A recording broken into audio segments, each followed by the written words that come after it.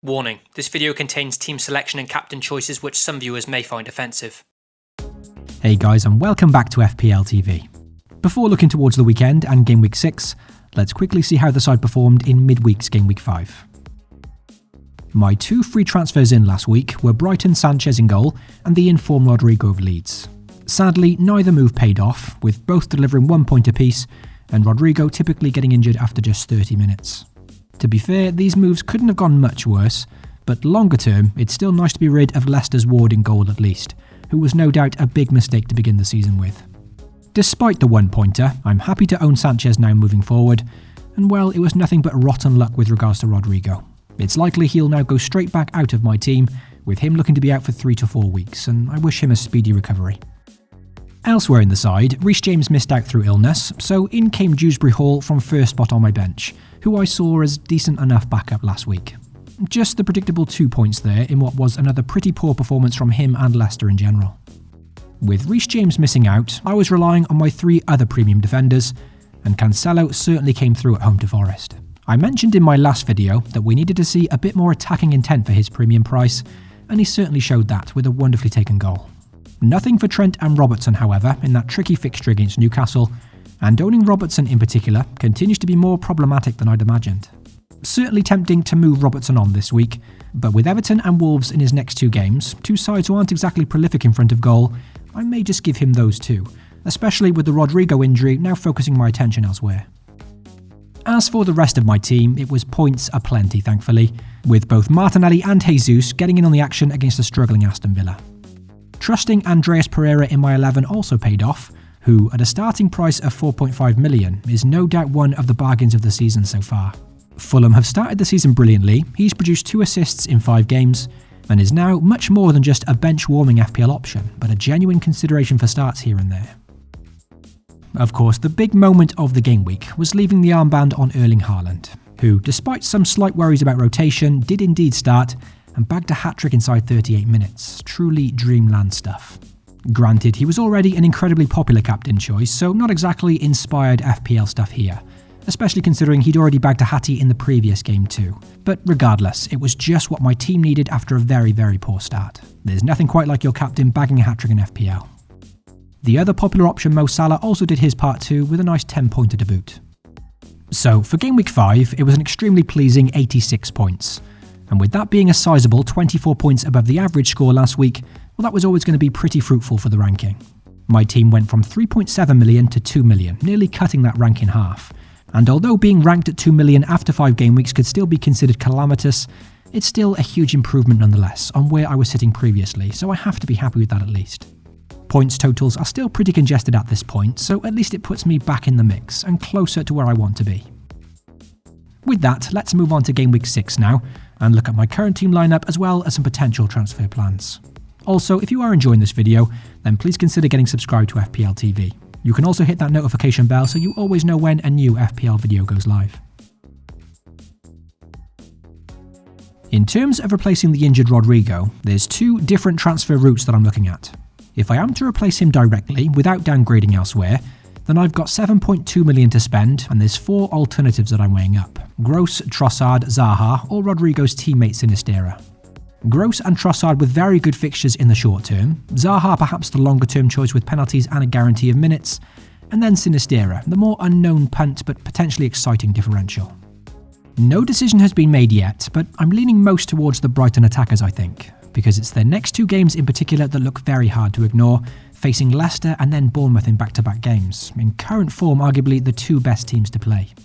In terms of comparing these 2, well, Gross is a bit cheaper, and that extra money saved could help me when it comes to replacing Dewsbury Hall in a future game week.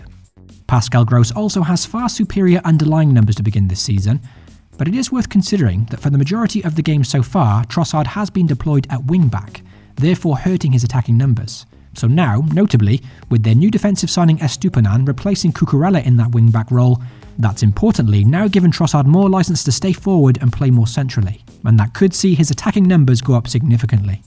Trossard is notably also a much bigger differential than Gross, which for me does have its appeal considering my 2 million ranking. The issue I'd have with either Gross or Trossard, however, is that I wouldn't trust either of them as options over the longer term. but with me looking to potentially wildcard during the international break in Game Week 9 anyway, that may not be too much of a problem, so hopefully either can prove a decent option over the next 3 game weeks. As for the second transfer route, well, that would be downgrading Robertson this week, therefore freeing up more money to replace Rodrigo with a more expensive midfield option. And the temptation is certainly there to switch Robertson now with his teammate Luis Diaz in midfield. If I were to downgrade Robertson this week, I think Trippier would be my preferred replacement. An excellent value of 5.1 million, an improving Newcastle side who look fairly solid defensively, on set pieces and attacking threat with very good upcoming fixtures, there's a lot to like about Kieran Trippier. This transfer route would be for a -4 hit however, and that does put me off slightly. And with Darwin Núñez now finishing his suspension, his impact on Luis Diaz is still a bit of an unknown, so perhaps it's worth holding off on this switch for now. There's no doubting that opting for Robertson over Diaz has been a bit of a nightmare to begin this season, but I'm still not fully convinced that bringing in Diaz now is the right time. As mentioned earlier, Robertson is facing Everton and then Wolves in his next 2. Everton only managing 4 goals in 5 games and Wolves only scoring 2. So perhaps I'll give Robbo 2 more game weeks and then reassess from there. So, with all my transfer considerations now discussed, let's now take a look at how my side currently lines up with no transfers made just yet. This week, for the first time this season, I'll be very happily handing a start to Neco Williams at home to Bournemouth. Am I bullish on a Forest clean sheet here? Of course not, but his attacking underlying numbers have been outstanding to begin this season, so there's potential there for a good return. Notably, no defender has had more shots inside the box than Williams so far, and he's also second highest for expected goals. On top of that, he's also second highest for expected assists as well amongst defenders, beaten only by Alexander-Arnold. So, although Williams hasn't yet scored or got an assist this season, the stats show that he's been very close to doing so. So that potential, when combined with the fact they're at home to Bournemouth this week, who have failed to score in their last 4 games, well, like I said, happy to start him just for the possibility of a haul, even if he does return the 1 or 2 points. The good news for my defence as well is that Thomas Tuchel during his press conference has now confirmed that Reece James, who missed out last week, has now returned to training and he's available for selection. Fingers crossed now that new signing Fofana gets a start here and potentially and finally moves Reece James back to right wing back.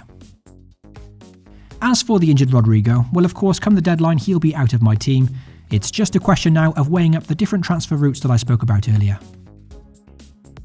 For the captaincy in Game Week 6, I don't think I'm going to overthink this one and simply leave the armband on Haaland. Granted, once again, there's going to be some concerns about rotation and his starting place, which isn't guaranteed. And had he played the full 90 during midweek, then that would have certainly put me off the idea. However, considering he was subbed at 68 minutes, that does give me a bit more hope that he keeps his place, against an Aston Villa side who have been extremely below par so far this season. With back-to-back hat-tricks, one in the space of 19 minutes against Palace, and one within 26 minutes against Forest, the Norwegian has shown he doesn't need long to do the business anyway, and therefore even if the worst does happen and he does indeed get benched against Villa, well, he can always do damage from the bench anyway. It also makes it slightly easier to leave the armband on Haaland for me this week, because on paper, personally, I'm not overjoyed by any other options in my squad really. Mo Salah, of course, a consideration, and likely my second favourite option here, but Everton haven't exactly been shocking at the back so far, conceding 6 goals in 5 games. On my bench this week, Andreas takes first spot, away to a Tottenham side who have been fairly solid at the back so far. A more than worthy backup should any of my 11 miss out. So that's my team and transfer thoughts heading into Game Week 6. As always, if you are keen to see the final transfers lineup and captaincy, then I'll post that over on Twitter shortly before the deadline hits. Rodrigo to either Gross or Trossard, probably the transfer I'm leaning most towards, but nothing locked in yet. If you enjoyed the video, then be sure to leave a like and most importantly get subscribed to FPL TV. You can also hit the notification bell so you always know when a new video goes live. Good luck to you all for the upcoming game week, FPL responsibly, and I'll catch you all in the next video.